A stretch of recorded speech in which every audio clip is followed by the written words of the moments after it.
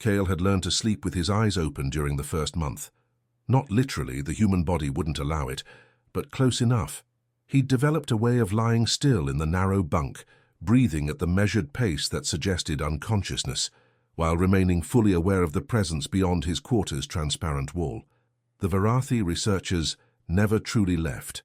Their consciousness hummed at the edges of his perception, a static he couldn't hear but somehow felt, like standing too close to high-voltage wiring. The quarters were designed for observation, not privacy. 3 walls of standard composite material, 1 wall of reinforced polymer, clear as water, opening onto the main research corridor. He'd asked in the first week whether curtains were possible. The head researcher had looked at him with those pupilless silver eyes and explained with what might have been genuine confusion that privacy was a human concept the Varathi were still attempting to comprehend. So Kale adapted.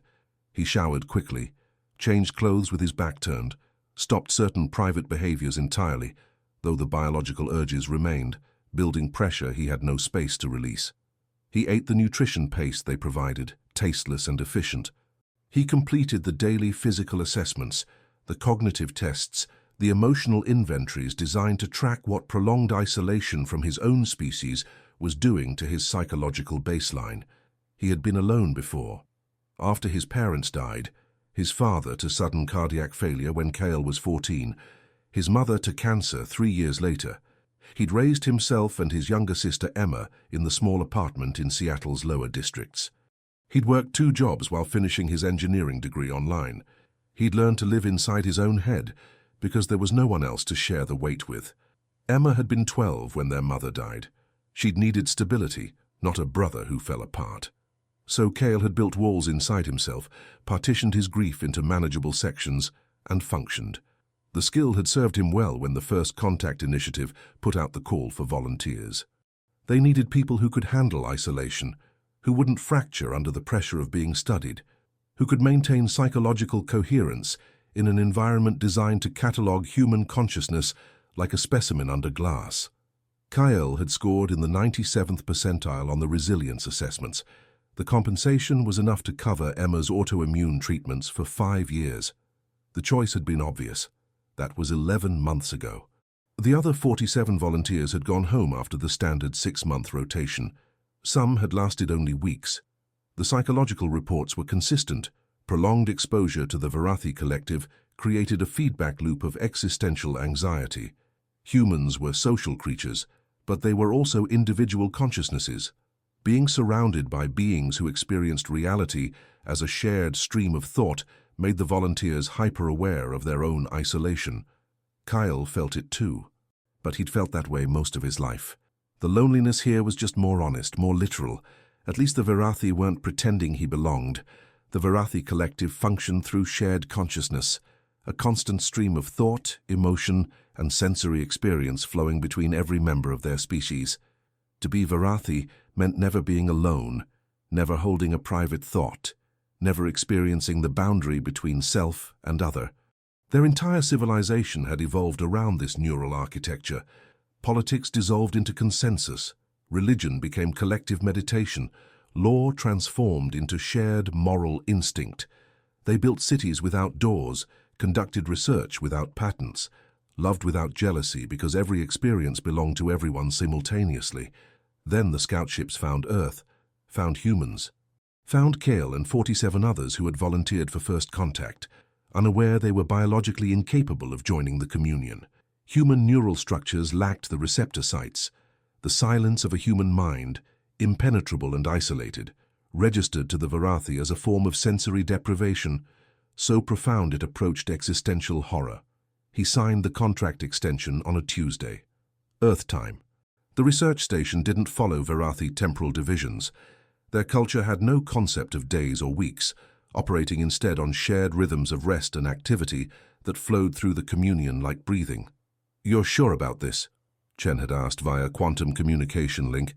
"The isolation metrics are showing strain." "I'm sure. Your sister's treatment fund is already secured for another 3 years." "You've done enough."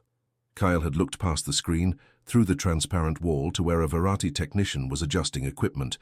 The being's bioluminescence pulsed in steady patterns, coordinating wordlessly with 3 other researchers in an adjacent lab. "I'm fine, I can handle another 6 months." The truth was complicated. Yes, the extended compensation would cover Emma's treatments indefinitely.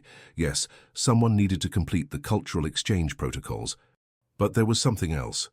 Here, surrounded by beings who shared every thought and sensation, who had never known what it meant to be trapped alone inside a single consciousness, Kyle didn't have to pretend. The Varathi looked at him and saw exactly what he was. Isolated, separate, unreachable. They studied his loneliness like it was a fascinating biological function. And there was something almost restful in that. She arrived on the 3rd day of his 2nd contract extension.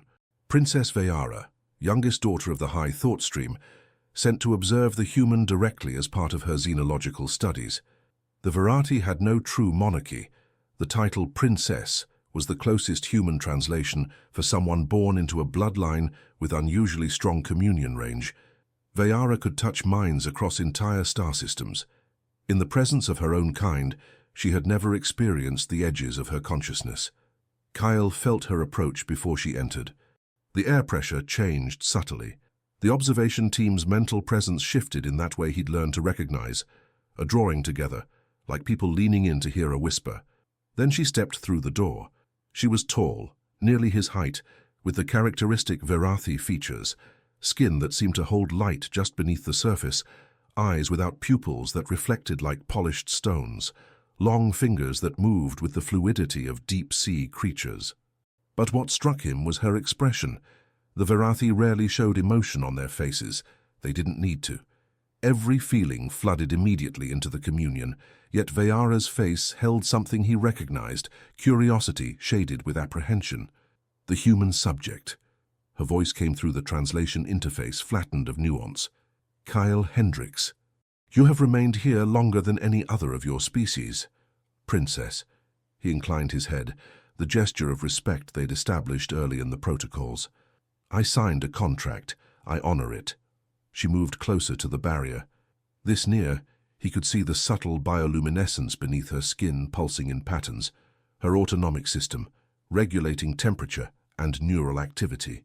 The Varathi didn't sweat, they didn't blush, but their bodies betrayed stress through light. "The others left because they found our proximity disturbing," she said. "You do not." "I didn't say that." Her head tilted. It was the most human gesture he'd seen from any Varathi. "You experience discomfort, yet you remain. I experience a lot of things. Doesn't mean I run from them." The pulsing beneath her skin accelerated slightly. Kyle had learned to read these patterns. Curiosity, confusion, something else he couldn't quite name. The observation deck was different from Kyle's quarters. Larger, more formal. The transparent barrier ran floor to ceiling, dividing the room in half. On the Varathi side, the space was empty, except for environmental controls and monitoring equipment. On the human side, there was a single chair. Kyle had spent hundreds of hours in that chair, answering questions, undergoing tests, being observed. He sat now, aware of the princess standing on the other side of the barrier. She hadn't spoken since entering. The research team had departed entirely, leaving them alone, or as alone as anyone could be when one party was permanently connected to a civilization-wide consciousness. "You are uncomfortable," she said finally. "Your heart rate has increased, skin temperature elevated. Micro-expressions indicate stress." "I'm fine." You use that phrase frequently. "The records show you respond to 73% of well-being inquiries with the same 2 words. She moved closer to the barrier. "Yet your physiological data contradicts the statement. It's a human courtesy. It means I'm functional enough for the current situation." Functional enough, she tested the phrase. This implies a baseline of dysfunction. Kyle almost smiled. You could say that about most humans. But not about you specifically? He looked at her directly then. Her skin held light the way water held reflections, patterns shifting beneath the surface. "Why are you here, Princess? The standard research team has already catalogued every measurable aspect of human consciousness. What's left to study?" "You!" The single word settled between them. Kyle kept his expression neutral, a skill he'd perfected over years of not letting Emma see how tired he was, how scared, how close to breaking. The other humans left, Vayara continued. The isolation became unbearable. Yet you remain. You extended your contract. The collective finds this behavior anomalous. I have my reasons. Financial compensation for a sibling's medical treatment. Yes, this is documented. But humans are not purely rational beings. The collective questions what emotional need this environment satisfies. Kyle felt something tighten in his chest. Maybe I'm just good at my job. Your job is to exist, to be observed. This is not a skill that requires competence. Then maybe I don't mind being alone. Vayara was quiet for a long moment. Her bioluminescence pulsed in patterns Kyle was beginning to recognize. Not stress, something closer to consideration. The communion is never alone. From the moment of birth, a Virathi is surrounded by the thoughts and sensations of all others. We do not have a concept for solitude. When I attempt to understand your state, I experience something the collective has no terminology for. What does it feel like?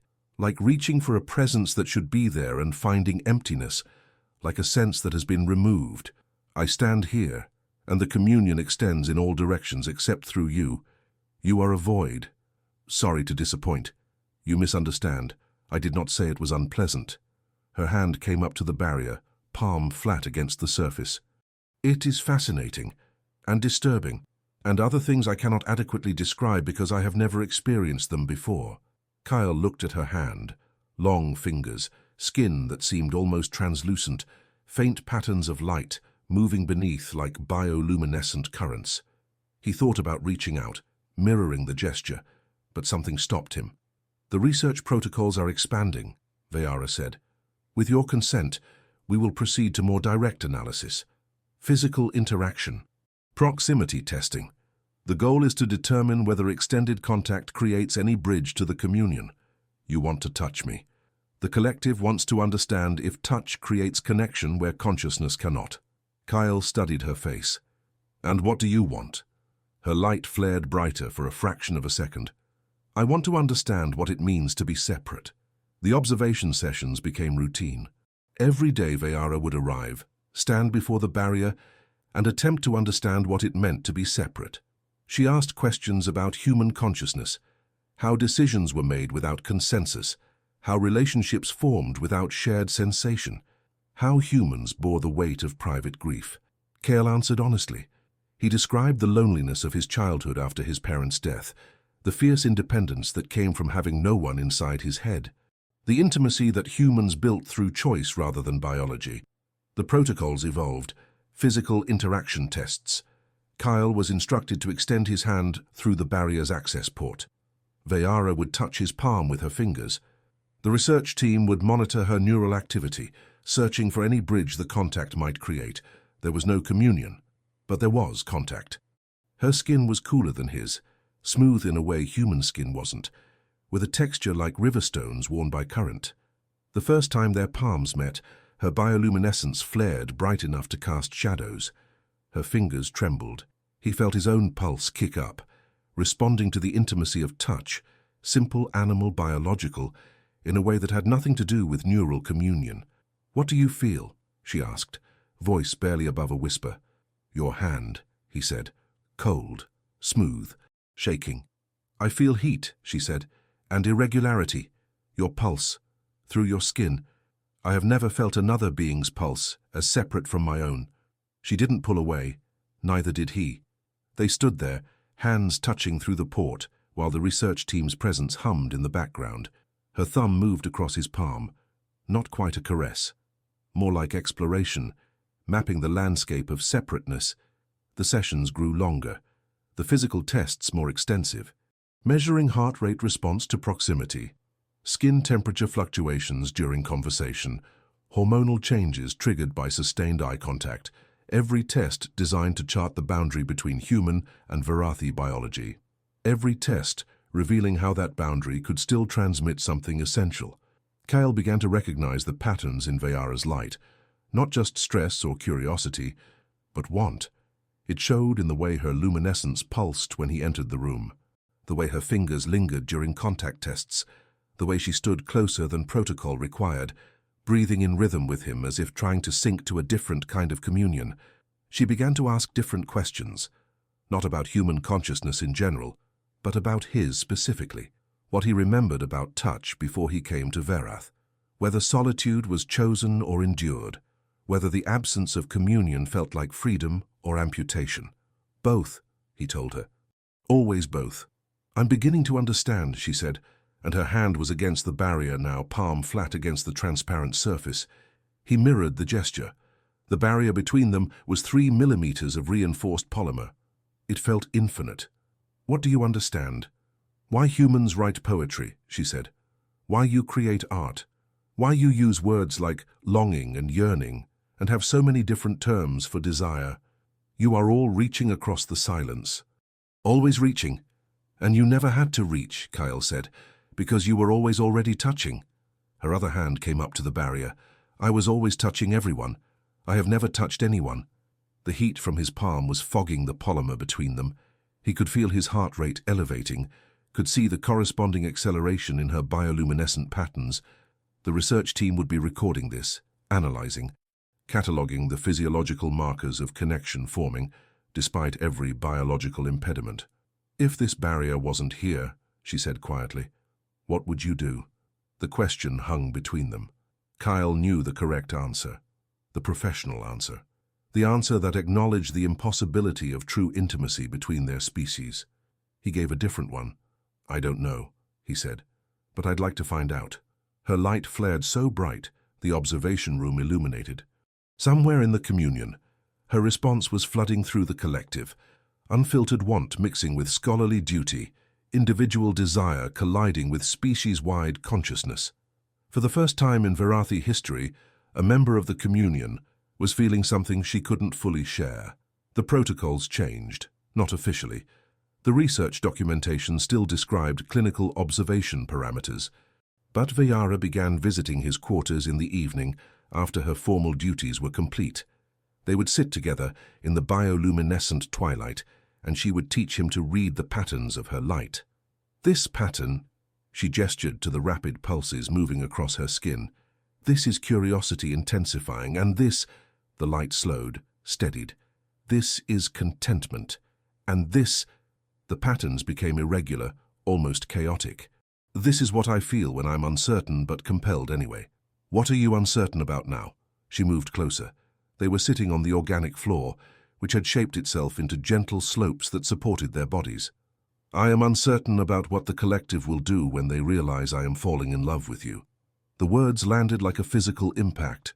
Kyle went very still. Do the Verathi have that concept? Love? Not as an individual experience.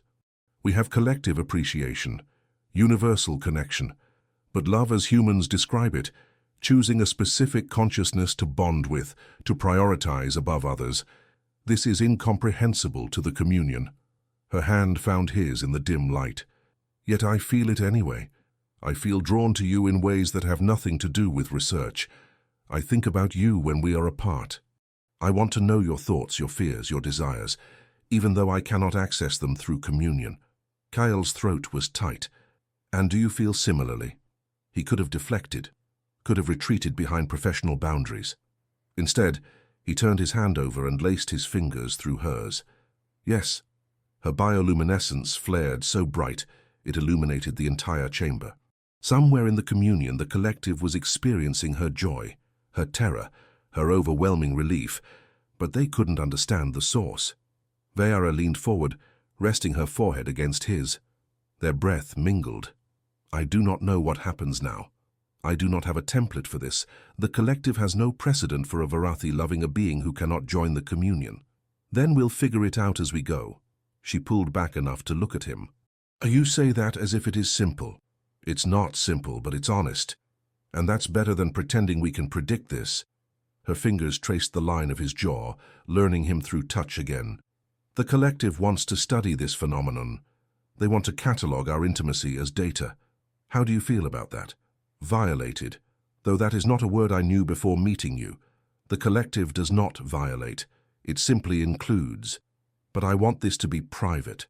I want what we share to belong to us, not to millions of observers. They developed new rituals. Every evening after Vayara arrived, They would sit in silence for exactly 10 minutes, just being present together.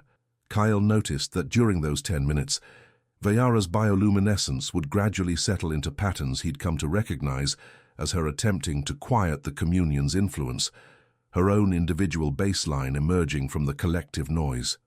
After the silence, they would share the day. Kyle would describe his observations of Varathi culture.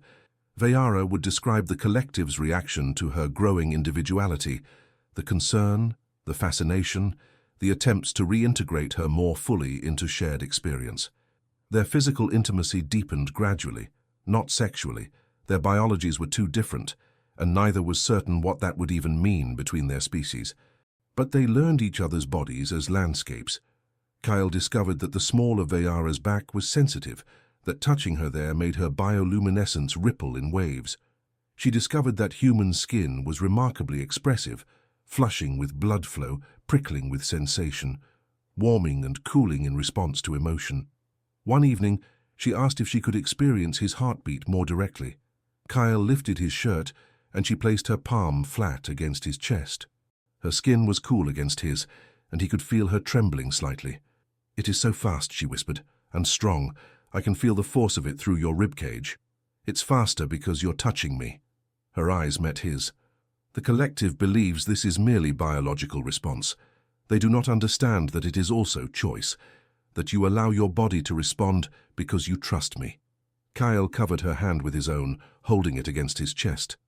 "They're not entirely wrong. Biology and choice aren't separate. I want you. My body knows it even when my mind tries to be rational. I want you too." Her other hand came up to his face. "In ways the collective cannot comprehend. I want to know what your skin tastes like, what sounds you make when you are lost in pleasure. I want things I have no words for because the Varathi language was not built for individual desire." They were very close now. Kale could feel the heat building between them despite the coolness of her skin. "What do we do with that want?" "I do not know, but I do not want to waste it pretending it does not exist." She kissed him, or tried to. The Varathi didn't have lips quite like humans, but she pressed her mouth against his, learning the gesture, and Kale responded by opening to her, letting her explore. Her tongue was different, smoother, cooler, with a faint mineral taste. The kiss was awkward, unpracticed, but underneath the awkwardness was genuine hunger. When they broke apart, both were breathing hard. Vayara's bioluminescence was pulsing in patterns Kyle had never seen before, rapid, intense, almost overwhelming. "The collective is experiencing this," she said, voice unsteady. "They feel my arousal, my confusion, my joy, but they cannot understand it. They catalogue it as anomalous neural activity." Kyle pulled her closer, until she was sitting between his legs, her back against his chest. He wrapped his arms around her, and she leaned into him. "I love you," he said quietly. "Not a declaration, just a fact." "I love you," she replied. "The collective does not understand why I repeat these words to myself, why I need to claim this feeling as mine. But I do. I love you, Kale Hendricks. And that love is the first thing I have ever possessed that belongs entirely to me." The summons came at dawn, Varathi dawn, a gradual brightening of the station's bioluminescent systems. Kyle woke to find a message on his communication panel. Formal language, official protocols. The high thought stream requested his presence. Vayara's family, the core of the collective's leadership. They wanted to meet him. Vayara arrived before he'd finished processing the implications. She entered his quarters without the usual rituals. Her bioluminescence flickering in patterns he'd learned meant severe anxiety. "They know," she said without preamble. "The collective has been monitoring my development closely. They know I have formed individual attachment to you. They know I am withholding experiences from full communion. They believe I am fragmenting." Kyle stood, reaching for her. "Are you?" She stepped into his arms, and he felt the tremor running through her body. "I do not know. The boundaries between myself and the collective are becoming more defined. I am aware of my thoughts as separate from theirs. This is what they call fragmentation, what I call selfhood." "What do they want?" "To evaluate whether your presence is harmful to Varathi psychological integrity, to determine if the study should continue." She pulled back, meeting his eyes. To decide if we should be separated. The word hit like a physical blow. Kyle tightened his arms around her. I won't let that happen. You may not have a choice. I am subject to the high thought stream. They have authority over all members of the collective. If they determine that my individuation is pathological, it's not pathological. It's you becoming yourself. The collective does not have a concept for yourself as separate from ourselves. This is the problem. She leaned her forehead against his chest. I am frightened, Kyle. I have never been frightened alone before. Fear has always been shared, diffused through the communion. But this fear is mine, private, singular, and it is overwhelming. The meeting chamber was vast. Kyle stood at the center, surrounded by 7 members of the high thought stream. They were physically similar to Vayara, but older, their bioluminescence more intense, their presence somehow heavier. When they looked at him, he felt the weight of millions of consciousnesses observing through their eyes. Vayara stood beside him, not as an observer, as an advocate. The eldest spoke. The human subject has created unprecedented disruption in the collective. Princess Vayara exhibits symptoms of consciousness fragmentation, individual thought patterns, private emotional responses, withholding of experiences from full communion. This behavior is dangerous. Dangerous to whom? Kyle asked. To Vayara herself, to the collective's stability, to the fundamental nature of Varathi consciousness. The elder's light pulsed in slow, measured patterns. We are beings of connection. Separation is not evolution. It is dissolution. Vayara stepped forward. I respectfully disagree. What I am experiencing is not dissolution, but expansion. I am still part of the collective, but I am also becoming aware of my individual existence. This does not diminish the communion. It adds dimension to it. Another member spoke. You have formed attachment to a being incapable of joining us. This attachment creates preference, hierarchy. These concepts threaten our fundamental equality. The collective has never encountered true choice before, Vayara said, her voice steady despite her flickering light. We experience consensus because all thoughts are shared, but consensus is not the same as choice. I am learning what it means to choose, to want something specifically rather than generally. This is not pathology. It is consciousness expanding into territory we have never explored. And what do you choose? The eldest asked. I choose him. She reached for Kyle's hand. I choose individual love over collective connection. I choose the risk of separation over the safety of communion. I choose to become more myself, even if it means becoming less integrated into the collective. The silence that followed was absolute. Kyle felt the weight of millions of consciousnesses processing this declaration. This cannot be allowed to continue, the eldest said finally. The human subject will return to Earth. The study is concluded. Princess Vayara will undergo reintegration protocols to dissolve the individual thought patterns that have formed. No. Vayara's voice cut through the chamber. Her bioluminescence flared bright enough to illuminate the walls. I refuse. In Varathi history, refusal didn't exist. The collective decided. Individuals complied. That was the nature of shared consciousness. You refuse the thought stream? The eldest asked, and for the first time Kyle heard something like shock in a Varathi voice. I refuse to surrender the most authentic version of myself I have ever been. Vayara's hand tightened around Kale's. The collective can observe, can catalogue, can attempt to understand, but you cannot force me to forget what it means to love someone individually. That experience belongs to me, and I will not let you take it. The thought stream conferred. Kale couldn't hear their communion, but he could see the rapid pulsing of their lights, the synchronized patterns. There is a precedent, one of the younger members said finally. In our deep history, before full communion evolved, there were individuals who could not connect, who existed in isolation. They were called the silent ones. They lived apart, and they were mourned by the collective, but they were not destroyed. The eldest turned to Kyle. You have done this. You have infected our princess with your silence, with your isolation, with your human concept of individual desire. I didn't do anything except exist, Kale said. Vayara made her own choices. She's capable of that, even if you don't want to believe it. The question is not capability. The question is consequence. If one Varathi can choose separation, others may follow. The communion itself may fracture. I'm not asking for anything, Vayara said quietly. I'm simply refusing to pretend I haven't changed. I can still connect to the communion, I can still share and contribute, but I can also maintain boundaries, hold private thoughts, love individually. These capabilities can coexist. The thought stream deliberated for hours. Kyle and Vayara were escorted to a waiting chamber. They sat close, hands intertwined. What will you do if they force separation? Vayara asked. Go back to Earth. Try to remember what it felt like before I knew you. Probably fail. Kyle kissed her forehead. What will you do? Resist. Even if it means becoming the first silent one in 3,000 years. Even if it costs me everything except you. The summons came as the station's lights were dimming. They returned to the chamber. The thought stream had reached consensus. Princess Vayara will be granted conditional autonomy, the eldest announced. She may continue her individual development.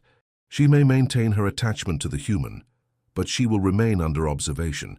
If her fragmentation threatens the stability of the collective, we will intervene. Relief flooded through Kyle. However, the eldest continued, the human subject cannot remain on the research station. His presence is too disruptive. He will return to Earth. Communication may be maintained through quantum channels, but physical proximity is denied. No, Vayara stepped forward. That is unacceptable. It is the compromise we offer. You wanted choice, Princess. This is what choice means. Sacrifice, separation. How long? One standard cycle. After that period, if your psychological integrity remains stable, we will reassess. One cycle, 6 months. Vayara turned to Kyle, and he saw raw grief in her expression. I will wait. I will learn to be individual alone, and when the cycle ends, I will petition for your return. Kyle pulled her close. I'll wait too. And I'll figure out how to be part of the world again, for real this time. Earth was overwhelming. The constant noise, the aggressive individuality.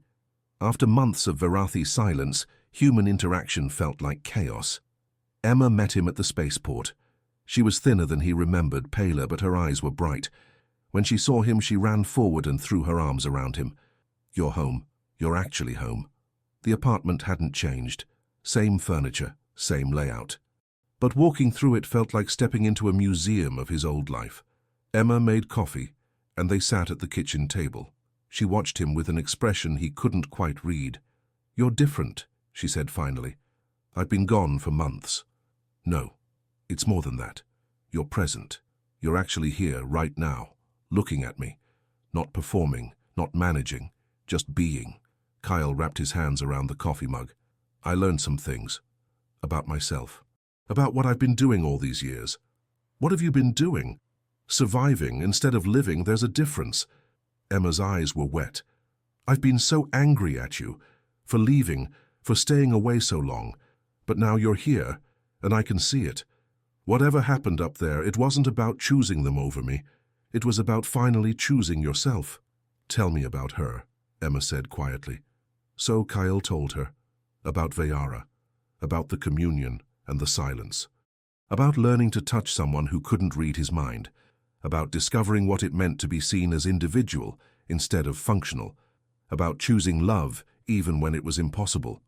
Emma listened without interrupting. When he finished, she reached across the table and took his hand. You're going back to her. In 6 months, if the thought stream allows it, and if they don't. Kyle had been avoiding that question. I don't know. Well, then we have 6 months to figure out who you are when you're not performing stability for me. Because I'm an adult now, Kyle. I don't need you to be my parent. I need you to be my brother. The days developed rhythm. Kyle found work as a consultant for the First Contact Initiative. He attended Emma's medical appointments, but as a brother rather than a guardian. He started therapy with Dr. Sarah Martinez, who specialized in reintegration after prolonged alien contact. What you're experiencing is similar to long-distance relationship dynamics, Dr. Martinez said during their 3rd session, but complicated by species difference and the uncertainty of reunion. How are you managing the separation? I'm not. I just exist through it. That's survival mode again. What would managing it actually look like? Kale had to think about that, acknowledging that it hurts, that I wake up expecting her to be there, and she's not. Letting myself feel it instead of compartmentalizing. He received messages from Vayara weekly. She described her continued individuation, how the collective was adjusting, how much she missed him. 3 months in, Emma asked him to attend a support group for first contact families. Kyle resisted, but she was insistent. The group met weekly. 15 people, all connected to someone who'd gone off-world. A man named Marcus spoke about his husband, a Therian. We've been together 8 years, and every day I have to choose it again, choose the difficulty, the uncertainty. But I choose it because the alternative, being without him, is worse. Kyle understood that completely. 4 months in, Emma's health deteriorated suddenly. An infection her compromised immune system couldn't fight. Kyle spent 3 days at her bedside, watching machines breathe for her. She recovered, and when she was well enough to talk, she squeezed his hand. You're not allowed to use me as an excuse anymore. To stay on Earth, to play it safe, I'm going to be okay. But you need to be okay too. And you won't be okay without her. 5 months in, Kyle received a message from Vayara that was different. She described what she'd learned about individual love in his absence. How it wasn't possession or merging. How it was choosing to witness another consciousness fully. The message ended with a single line. The thought stream has granted permission for your return. If you still want it, if you still choose me.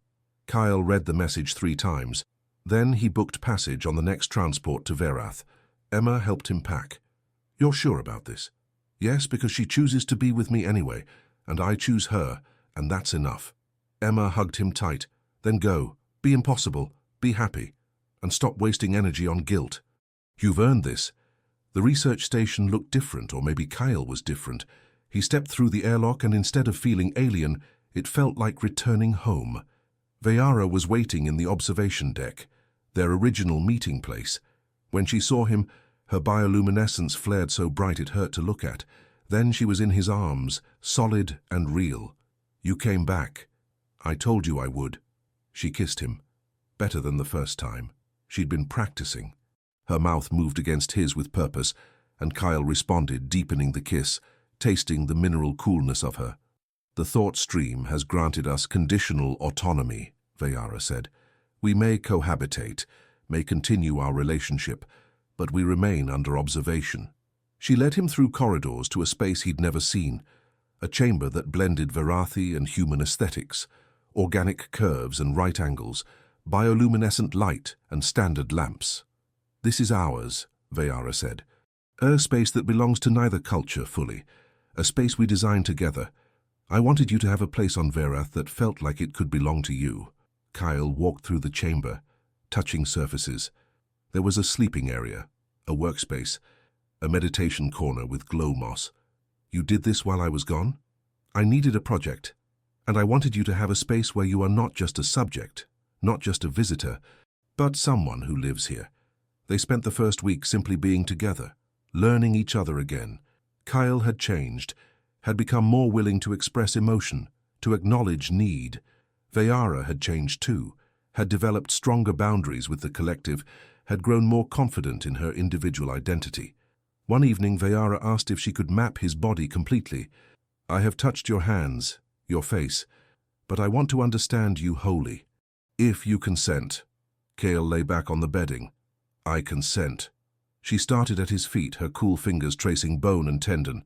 She moved slowly, methodically, up his calves, over his knees, along his thighs. Kale's breathing quickened as her hands moved higher. This part is sexually sensitive, yes? Yes. And you want me to touch it? Eventually. But this isn't just about sex. It's about intimacy, trust, knowing each other. She continued her exploration, across his stomach, over his chest. She paused over his heart. Still faster when I touch you. Always. Her hands moved to his shoulders, down his arms, to his hands. She laced her fingers through his. I am cataloguing this, not for the collective, but for myself, so I can remember exactly how you are shaped. Kyle sat up, pulling her into his lap. She settled against him. I love you. I love you. She said it with more confidence than 6 months ago. The collective still does not comprehend why I repeat this phrase, but I understand now it is ritual, affirmation. They lay facing each other. Vayara's hand rested on Kale's chest. His hand rested on her side. They breathed in sync, maintaining eye contact, complete presence, complete attention. They stayed like that for an hour. When they finally broke the connection, both were trembling. That was intimate, Vayara said. More intimate than anything I have experienced in the communion, because it was chosen, because you cannot access my thoughts, and I cannot access yours, but we chose to be completely present anyway. She kissed him again, slow, deep, and this time when her hands moved over his body, there was purpose beyond exploration.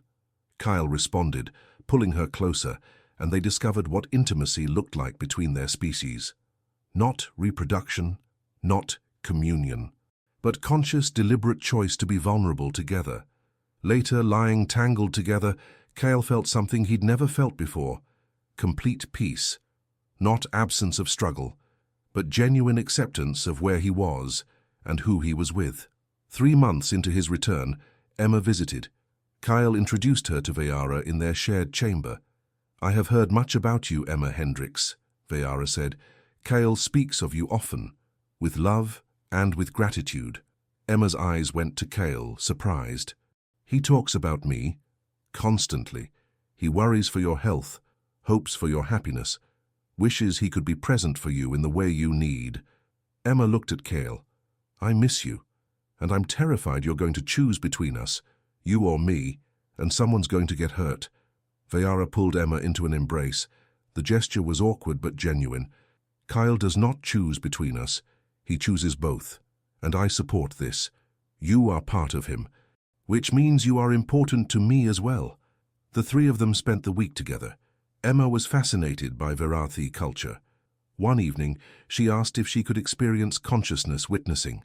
"It is an intimacy practice," Vayara said uncertainly, "traditionally used for romantic bonding. But it's about presence, right? About choosing to fully witness another person.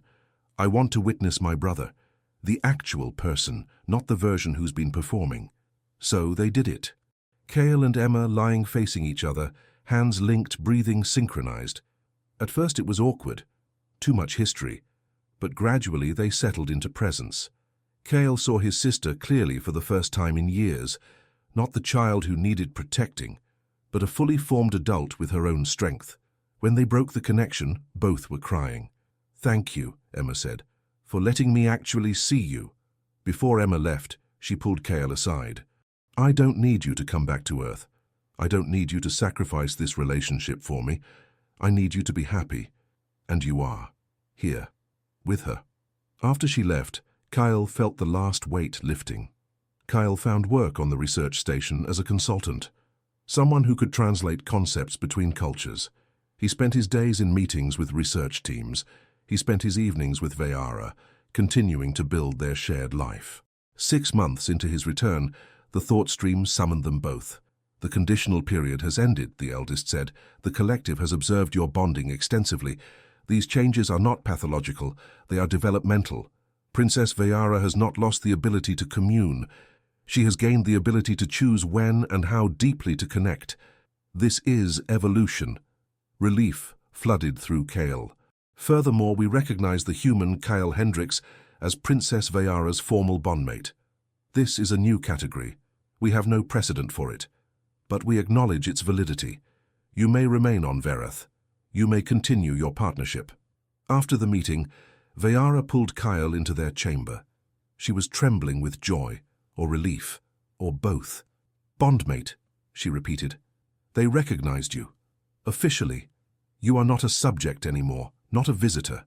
You are family." They made love that night with a different quality than before. Not discovery, but affirmation, the conscious claiming of each other. Later, as they lay tangled together, Vayara spoke softly. "The collective is observing this moment. They cannot understand the subjective experience, but they are trying. Some are beginning to wonder what it would be like to love individually." Kyle traced patterns on her luminescent skin. "What do you tell them?" "I tell them it is terrifying and beautiful in equal measure. I tell them it is work and choice and constant witnessing. I tell them it requires giving up the safety of universal connection for the risk of specific attachment. She kissed his shoulder. And I tell them it is worth it. A year into their bonding, Vayara proposed a radical experiment to the thought stream. I wish to attempt temporary communion withdrawal, complete separation from the collective consciousness for 48 hours, to understand what Kale experiences every moment.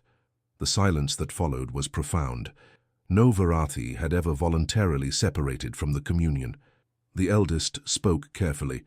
What you propose is unprecedented and dangerous. The communion is fundamental to Varathi neural regulation. Without it, you may experience severe psychological distress. I understand the risks.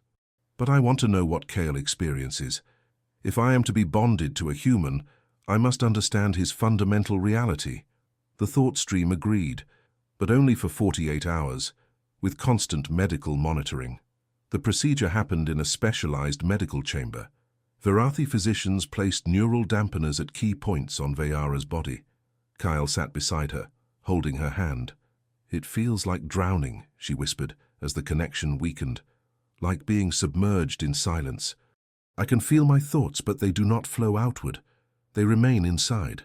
That's what it's always like for me. How do you bear it? You learn to hold yourself, to be present with your own consciousness, even when it's overwhelming. The final dampener activated. Vayara's eyes went wide. Her bioluminescence dimmed to the faintest glow. I cannot feel them. The collective. They are gone. I am completely alone. Kale pulled her closer. You're not alone. I'm here. She clung to him, trembling. But I cannot feel you the way I feel the collective. I cannot merge with your thoughts. You are separate, distinct. And I am myself. Only myself. Nothing more. The first hours were difficult. Vayara cycled through panic, disorientation, grief. Kyle stayed with her through all of it, talking her through the terror of singular consciousness. This is what you experience every moment, she said during a quiet period. This isolation. This awareness of being fundamentally alone inside your own mind. Yes. I understand now why humans create so much art, so much literature. You are all reaching across the silence, trying to bridge the space between separate consciousnesses. She was quiet for a long time, then. It is not entirely terrible. The isolation, there is also clarity. My thoughts are my own. My feelings are my own. When I look at you, I do not have the collective's observations overlaying my perception. I simply see you, as you are, singular and complete. Kale kissed her forehead. What do you see? I see a person who has learned to build a life inside isolation, who has transformed loneliness into a kind of strength, who chooses connection even though it cannot fully dissolve his fundamental separateness. Her hand found his face. I see someone brave enough to exist authentically, and I love you more for it. The 48 hours ended. The physicians removed the dampeners gradually. Kyle watched as her bioluminescence brightened, as relief flooded her features. She was home, back in the communion, but something had changed. When she looked at him afterward, there was a new depth in her gaze. I understand you now, she said, not just intellectually, but experientially. I know what it costs you to exist in your individual consciousness, and I know what it means that you choose to connect with me anyway. What will you do with that understanding? I will hold it as my own. The collective can observe that I underwent temporary disconnection, but they cannot fully comprehend what I experienced. That knowledge belongs only to me. She kissed him softly. And to you, it is ours. Private. The experiment created ripples through Varathi culture. Other individuals began requesting similar disconnection trials. The collective found itself facing questions it had never considered. Was universal connection always superior to individual consciousness? Could both modes coexist? Vayara became an advocate for what she called conscious individuation, the deliberate development of individual identity while maintaining communion connection. She argued that the Varathi had evolved so completely toward universal consciousness that they'd lost capacity for certain types of experience. Individual creativity, personal desire, private reflection. Some embraced her ideas, others resisted. But slowly, change was happening. Kyle watched it all with pride and uncertainty. He'd come to Verath as a research subject, but his presence had catalyzed transformation. 2 years into their bonding, Vayara announced she was pregnant. The Varathi didn't typically reproduce the way humans did, but Vayara and Kale's sustained intimacy had triggered latent adaptive mechanisms in her biology. The physicians believe it was the continuous physical and emotional bonding, Vayara explained, her bioluminescence pulsing with wonder and uncertainty. My body attempted to bridge our genetic difference. The child would be something new, a synthesis. The collective was both fascinated and concerned. No one knew what a human-Varathi hybrid would be like, whether it would be able to commune, whether it would develop human individuality or Varathi connection. The pregnancy progressed differently from standard Varathi gestation. The child's developing consciousness was visible through specialized imaging, neural pathways that looked like neither human nor Varathi architecture, but something uniquely blended. Emma came to stay during the final months. She helped Vayara navigate the physical challenges of carrying a hybrid child. "How are you feeling?" Emma asked one evening. Vayara's hand rested on her swollen abdomen. "Uncertain, hopeful, terrified. The child's consciousness is developing, and I can sense it through the communion, but it is like nothing I have experienced. Sometimes it feels connected to the collective. Sometimes it feels isolated, separate, like Kale's consciousness. It shifts between states. Like it's choosing," Kale said. "Perhaps. Or perhaps it simply exists in both modes simultaneously." The birth happened on a Tuesday. Vayara went into labor suddenly. The medical team moved with synchronized efficiency. Kyle stayed with her throughout, holding her hand, breathing with her. The child emerged screaming, human lungs working, but its skin held faint Varathi luminescence. Its eyes were dark, like human eyes, but reflective at certain angles. The physician placed the child in Vayara's arms. She looked down with wonder. "It's beautiful," she whispered. "What will we name her?" Kyle asked. "Arya," Emma suggested quietly. "Something that moves between, that carries meaning without being solid." Vayara tested the name. "Arya. Yes, that is right." The first months were challenging. Arya's consciousness was erratic. Sometimes she would reach toward the communion. Other times she would retreat into isolation, experiencing the world privately. Kyle and Vayara learned to navigate both modes. When Arya was communing, Vayara could sense her needs directly. When Arya was isolated, they relied on traditional human parenting methods. "She is teaching us something essential," Vayara said one night. "She exists in both states naturally. For her, communion and individuality are not opposed. They are complementary." Arya grew quickly. By 6 months, she was demonstrating unprecedented abilities. She could commune when she wanted to, but she could also withdraw completely. By a year old, she was speaking both human words and Varathi harmonic patterns, moving between languages fluidly. When Arya was 2, she did something remarkable. She was sitting between Kyle and Vayara, and she reached out with both hands, one to each parent. Her bioluminescence flared bright, and for a moment, Kyle felt it. Not full communion, but he felt Vayara's presence in a way he never had before. Connected, witnessed. When Arya released their hands, both parents were staring at each other in shock. "She bridged us," Vayara whispered. "She can create connection even between beings who cannot normally commune." By age 4, Arya had developed the ability to facilitate temporary communion between humans and Varathi. She was proof that consciousness could be more fluid than either species had imagined. Arya was 7 when she asked to visit Earth. Kyle and Vayara agreed. It was time for their daughter to understand both parts of her heritage. They spent weeks in Seattle. Arya was overwhelmed by human culture, the noise, the chaos, but also fascinated. "Humans try so hard to connect," she observed one evening. "They talk constantly, they touch, they look at each other intensely like they're trying to create communion through effort." "We are," Kyle said. "We can't share consciousness, so we have to build connection piece by piece." "That sounds exhausting."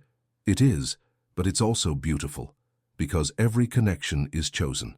Arya made friends with human children, learning to interact without communion. She also met other hybrid children at Emma's support group. "Do you feel lonely?" one child asked. Sometimes, Arya said.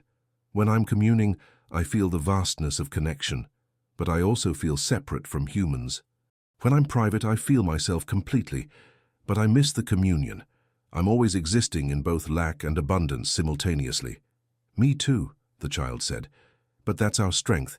We understand multiple modes. We can translate between consciousnesses. After 2 months, it was time to return to Verath. Emma hugged Arya tight.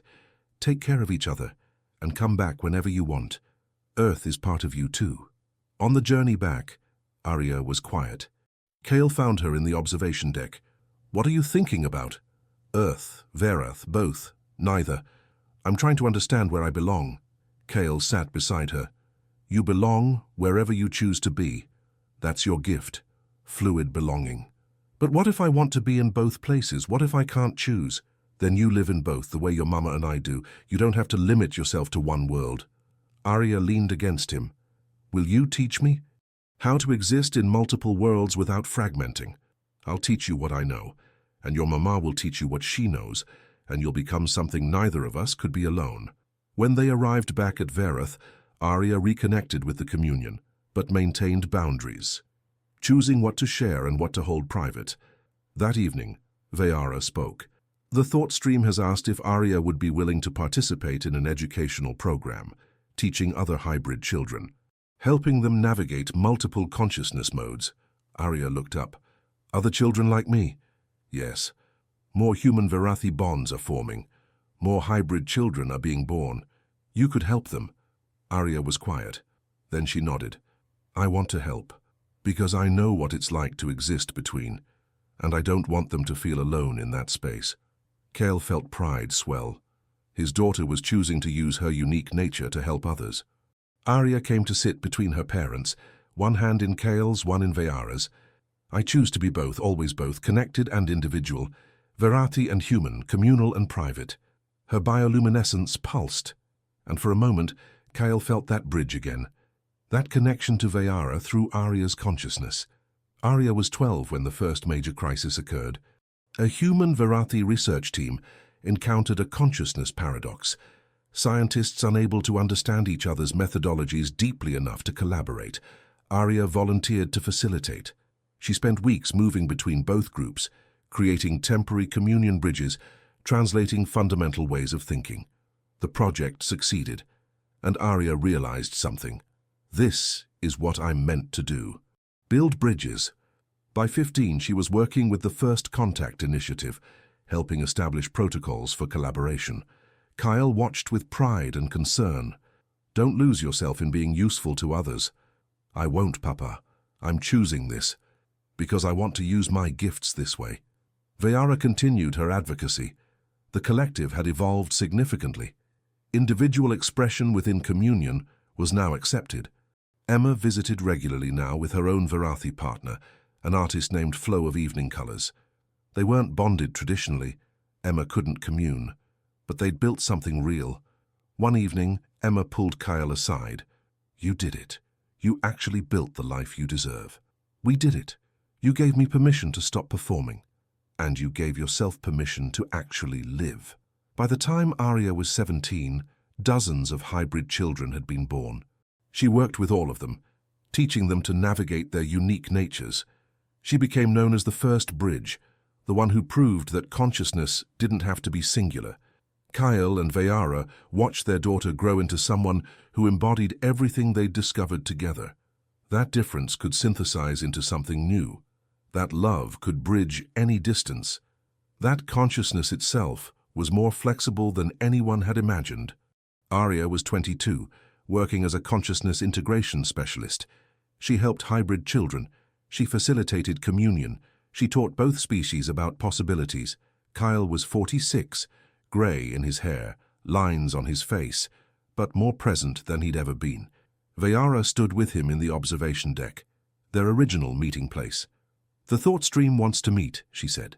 They want to establish a permanent cultural exchange program, hybrid families living on both worlds. And they want you to lead it. Me? Why? Because you started this. Your presence here catalyzed everything. The individuation movements, the hybrid families, the the entire rethinking of what consciousness can be. Kyle thought about the journey, from isolation to connection, from performing to being. I'll do it, but only if you lead with me. This isn't just my story, it's ours. Always ours, Vayara agreed. They implemented the program over the following year. Families moving between worlds, children learning multiple consciousness modes, artists creating blended works, scientists studying consciousness synthesis. Earth and Verath were becoming integrated, not merged, but interwoven, distinct yet touching. The launch celebration was massive. Thousands gathered, both Verathi and human. Kyle gave a speech. 20 years ago, I came to Verath as a research subject, as someone to be studied. I thought I understood what isolation meant. But I learned something essential here. Isolation isn't the same as individuality. Connection isn't the same as communion. And love, true love, requires both the willingness to see and the willingness to be seen. He looked at Vayara, at Arya, at Emma. We've built something unprecedented here, not by erasing our differences, but by honoring them, by learning from each other, by choosing to reach across the silence and create connection anyway. And that choice, that daily, difficult, beautiful choice, is what transforms consciousness. The crowd erupted in applause, human clapping mixed with Verathi harmonic resonance. That night, Kyle and Vayara lay together in their chamber. I never thought my life would look like this, Kale said quietly. When I was raising Emma, trying to hold everything together, I couldn't have imagined this future. What did you imagine? Survival, function, maybe eventual peace in the form of numbness. I thought that was the best I could hope for. Vayara's hand found his in the darkness. And now I've learned that peace isn't numbness. It's presence, being fully here, even when it's difficult, especially when it's difficult. I have learned that too from you. Before meeting you, I thought the communion was the only form of connection that mattered. But you showed me that being witnessed as an individual, being chosen specifically rather than loved universally, has its own profound beauty. They lay in silence for a while, comfortable, present, together, but distinct. Do you ever regret it? Kyle asked. Choosing individuation, separating yourself from the full communion. Never. I still connect. I still share. But I also maintain boundaries, private thoughts, individual desires. The synthesis is richer than either mode alone. She turned to face him. Do you ever regret leaving Earth, building your life here? Never. I found myself here, the version of myself that isn't performing, that can be vulnerable and strong simultaneously, that can love without losing himself in the process. Vayara kissed him, soft, lingering. After 20 years, they still marveled at the simple intimacy of touch, at the miracle of choosing each other across biological impossibility. I love you, she whispered. I love you. Arya entered quietly, now an adult, but still their daughter. Can I join you? She lay between them, and they held her. Three beings from different consciousness modes, different evolutionary paths choosing each other. I've been offered a position on Earth, Arya said, leading hybrid integration programs. It would mean living there for several years. Kyle felt the familiar tightness of potential loss, but he'd learned. What do you want? I want to go, to help, but I wanted your blessing. You have it, Vayara said. You have always had the freedom to choose your path. Arya hugged them both. Thank you for teaching me that I can be both, that I don't have to choose between worlds. Outside, the universe turned. Inside, a family existed together, and the silence between them was full. 5 years later, Arya returned to Verath.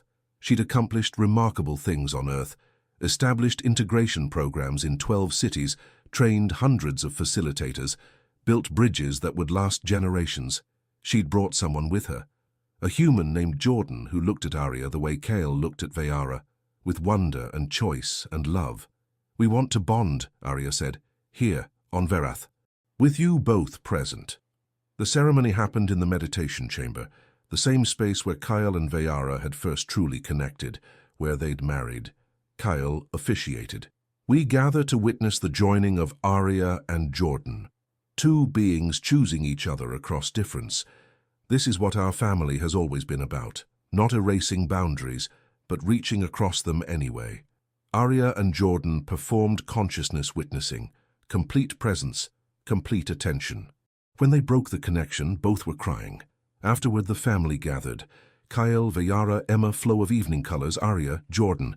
3 generations, multiple species, all choosing each other. Emma raised a glass.